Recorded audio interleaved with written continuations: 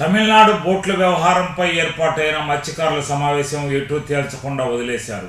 124 గ్రామాల సమావేశం ప్రకాశం జిల్లా సింగరాయకొండ సమీపంలో పాకాల్లో జరిగిన విషయం తెలిసిందే. గత రాత్రి తెల్లవారుజాము వరకు ఈ సమావేశం జరిగింది. అయితే ఈ సమావేశంలో నిందితులుగా ఉన్న పాత బంగారుపాలెం, కడపాలెం, ఇసుకపల్లి గ్రామాలకు 5 కోట్లు జరిమానా విధిస్తూ పెద్దల నిర్ణయం తీసుకున్నారు. సాంప్రదాయ పద్ధతిలో అంత మేము కట్టలేమని, కేవలం 2 కోట్లు కడతామని వీరు చెప్పడంతో దీంతో గ్రామాల మధ్య పెద్దల మధ్య పొంతన కుదరలేదు. దీంతో దాదాపుగా చర్చించి 5 కోట్ల రూపాయలు జరిమానా తథ్యమని, 5 కోట్లు చెల్లించాల్సిందేనని హుకుం జారీ చేశారు.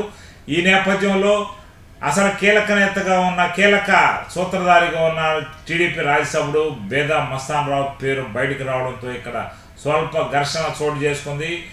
ఆ సూత్రధారి పేరు బయటికి చెప్పాలని నినాదాలు చేసిన వారి మధ్య, బిఎంఆర్ వర్గం మధ్య గొడవ జరిగింది. దీంతో కొందరిని ఆ గ్రామంలోనే నిర్బంధంలో ఉంచారు స్థానిక మత్స్యకారులు. ఈ నేపథ్యంలో ఎటు తేల్చకుండానే ఈ సమావేశం తేలిపోయినట్టే దాదాపుగా చెప్పుకోవచ్చు.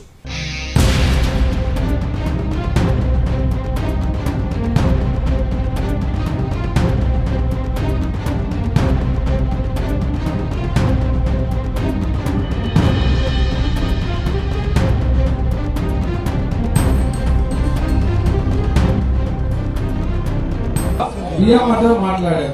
బియ్యం అనేది తెలిసి వెళ్ళినప్పుడు ఎవరెవరు ఉన్నారని అడిగారు.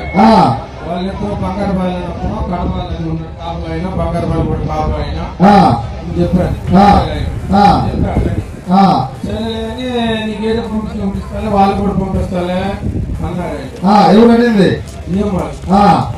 ఎవరెవరు పేర్లు చెప్పు. వాళ్ళు ఏదో వాళ్ళు పంపిస్తాను, ఇదేందో నువ్వు చూసుకోవాలని చెప్పాడు. సరే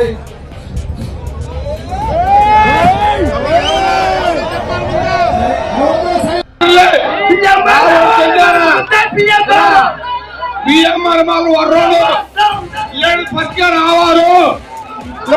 రావారు, పరిస్థితులు బిఎంఆర్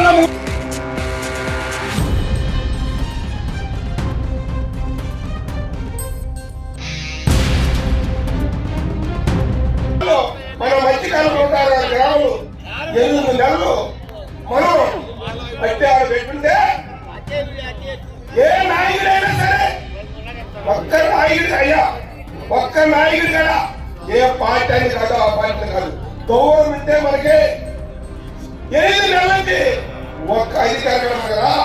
అయినా 8 నెలలు మనం కష్టపడ్డాం, తీసుకొచ్చిపెట్టున్నాం. కానీ దేవుడి దయ వల్ల అది ఎంత పోయిందా కానీ అప్పుడు నా వాచ్మెన్